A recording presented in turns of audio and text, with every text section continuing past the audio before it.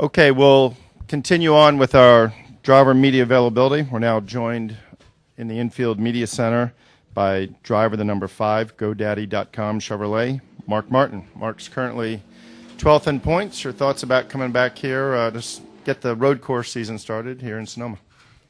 Well, my thoughts are let the fun begin. It's going to get started here pretty soon. It's been wild racing out here. It seems like every year that we come out here, the racing gets tougher and tougher. You know, the drivers get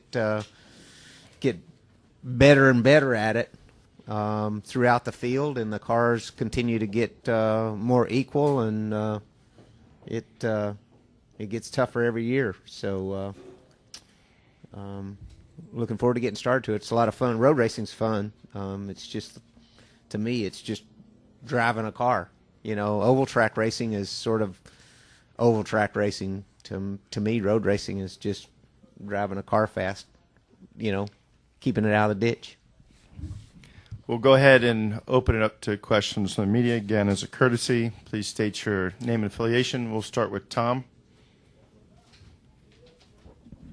Hi, Mark. Tom Jensen, SpeedTV.com. Do you look at this place as a place where you can potentially pick up a lot because you have a good history and you are one of the better road racers, or do you look at it as a place where, because you took a couple years off from road racing, this is more of a challenge and more of a potential downside?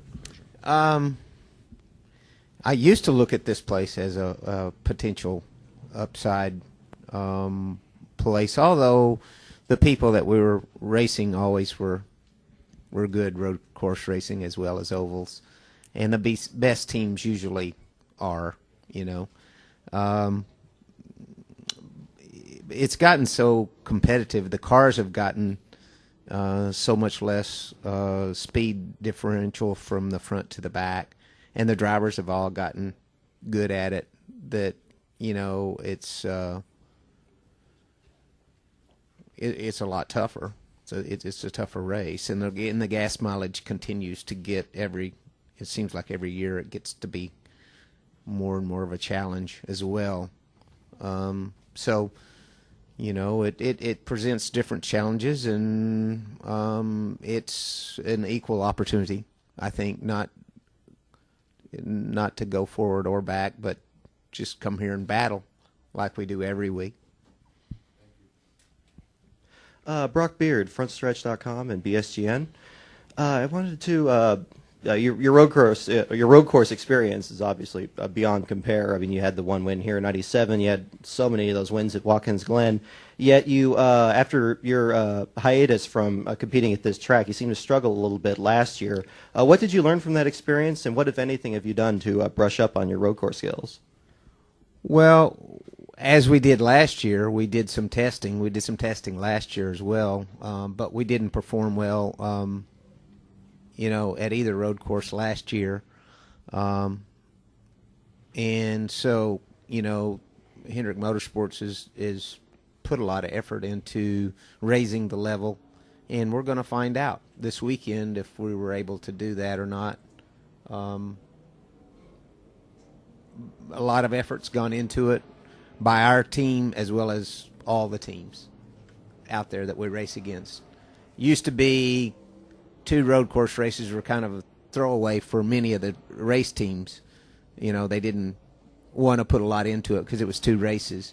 And now every race team puts everything they have. It's amazing the effort that goes into the 2 road course races as opposed to 15 years ago. David Caravella, NASCAR.com. Mark, given your background, you know, oval tracks, ASA, that sort of thing, where did the road course proficiency come from? Did you have to work at it, or did it just click for you at some point? Oh no, it just came natural. I grew up in the rural areas of Arkansas. Drove a lot of dirt country roads that were curvy and hilly, and I drove fast. It's the same thing. It's no different. Remember me saying staying out of the ditch? I started road racing when I was very young on the dirt roads in Arkansas. Went as fast as I could and stayed out of the ditch, and that's all this is to me. It came very natural. I did, however, have Jack Roush in my corner, And Jack was pretty smart.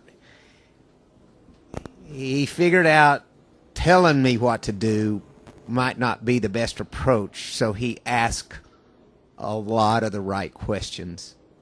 And so, I didn't realize he was teaching me, but he asked a lot of the right questions. His background, he had some background in road racing, and so he asked a lot of the right questions of me about the car, the braking, the this, the that, and so subtly that helped as well. So I never really gave him the credit that he was probably due for that, because he was pretty wise he was wise enough that I didn't notice so much, what he was doing. Good morning, Mark. John Crowley with Comcast Sportsnet Bay Area. Could you share some Father's Day reflections about racing and your role as a father of a racer, or your father's involvement with you, and about the relationship between racing and family? Well, obviously, I miss my dad enormously, and he was a big part of my racing, and he was my biggest fan, and quite a character. So I really, really miss him, and it makes my heart warm when I see Ned Jarrett at the racetrack when Dale is there, or I see Buzzy, Ruderman at the racetrack on the weekend, or I see Tony Stewart's dad, or obviously Tom Logano. I think that's really, really cool, and I try to remind them, because I know that they don't realize how special that is, because it's happening, but I realize how special it is, and I wish I had more days like that myself.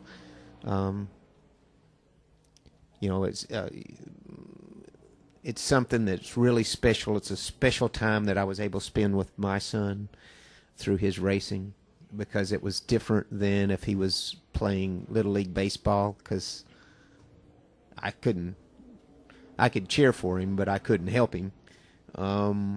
So through racing, we were able to spend some really great quality time where I really felt like I could do something to help him, and so we had great times doing that, and it was good. It was good for our relationship. He's quit racing 4 years ago, and I'm able to help him, in some other areas today, but probably none as much as I was able to, when he was racing. That was kind of fun for me.